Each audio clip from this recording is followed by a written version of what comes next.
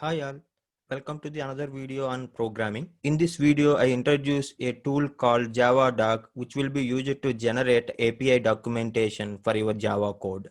I start this video with the three different types of comments that Java supports. So first one is single line comments, which starts with two forward slashes. Any text between these two forward slashes and the end of the line will be considered as single line comment. So that comment will be ignored by the compiler. The next one is multi-line comments. In Java, you can start the multi-line comments by starting with forward slash and asterisk and end with asterisk and a forward slash. And the third type of comments that Java supports is documentation comments. The documentation comments begins with forward slash followed by two asterisks and ends with asterisk followed by a forward slash. These documentation comments are used by the JavaDoc tool to generate API documentation. If you consider the JavaDoc tool, which accepts your source code as input and produces various HTML files, those files will provide the required API documentation for your source code. By using the documentation comments, we can document the information about the classes, interfaces, constructors, as well as various fields in our Java code. So with this information, I am going to show you how to use these documentation comments in your source code to generate the information about the various components of your Java program in the API documentation with the help of JavaDoc tool. Now to explain the concept, I am considering a class file where the name of the class is student percentage.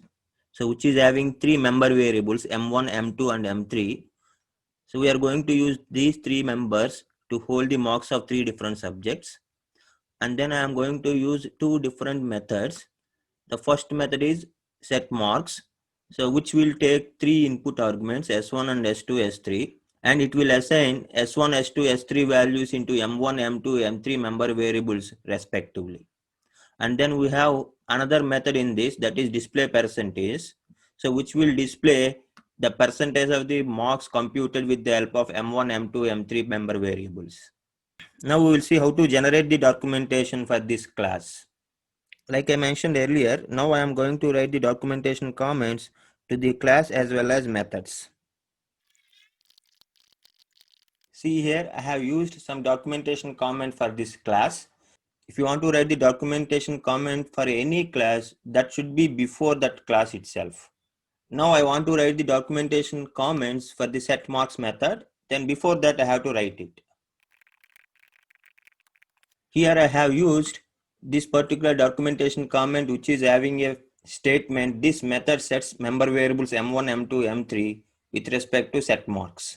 In the same way I am going to write the documentation comment for the display percentage method. Then I have used a statement, this method displays the percentage of marks as documentation comment for this display percentage method. Then I am going to save this program by using Ctrl S. Then I am switching to the task prompt. So in the task prompt, we need to use JavaDoc as a command to generate the required API documentation for our source code. Now I want to store all the HTML files generated in a separate folder. So that's why I'm mentioning the destination folder here with the help of an option D. Then after D, I need to specify the path of the destination folder. Now my destination folder is HTML. And then we need to specify our source code. Our source code is student%.java. If I press enter, so it will generate all the required HTML files. So there are three warnings generated. Forget about those now. Now we will check the generated HTML files in HTML folder.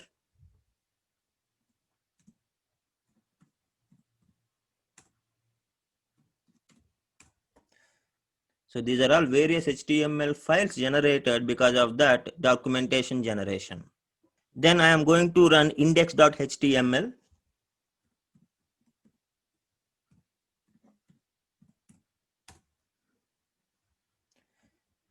So this is the API documentation generated for our class student percentage.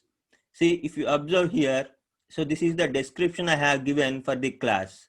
This class calculates and displays the percentage of the student marks. Here the name of the class is student percentage. Here the description what I have given is available.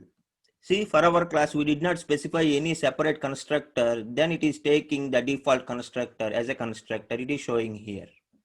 And then we have two methods in our class. The first method is setMarks and the second method is display percentage. For the setMarks method, we have given the description. This method sets the member variables M1, M2, M3 we got here. And for the display percentage, we have used the description. This method displays the percentage of marks. We got here both. And going down, we can also find the complete details of those methods here. The public void setMarks method, it is taking 3 arguments here. And this is the description we have mentioned as part of documentation comments of that method. And also we have display percentage method information here and the corresponding description we have given as part of documentation comments. And the next point I want to mention, as part of the documentation comments, you can use various tags. I am going to use here the author tag as well as version tag first. The tag must start with @ symbol.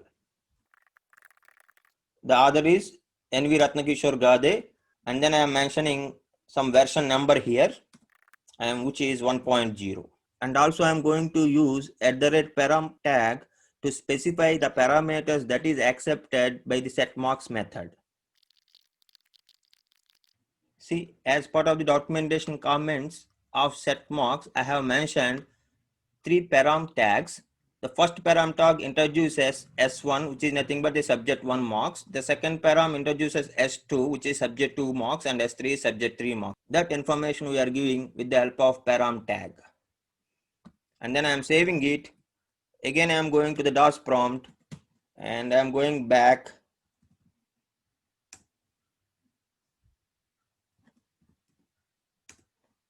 Again, I am using the same command to generate the required API documentation.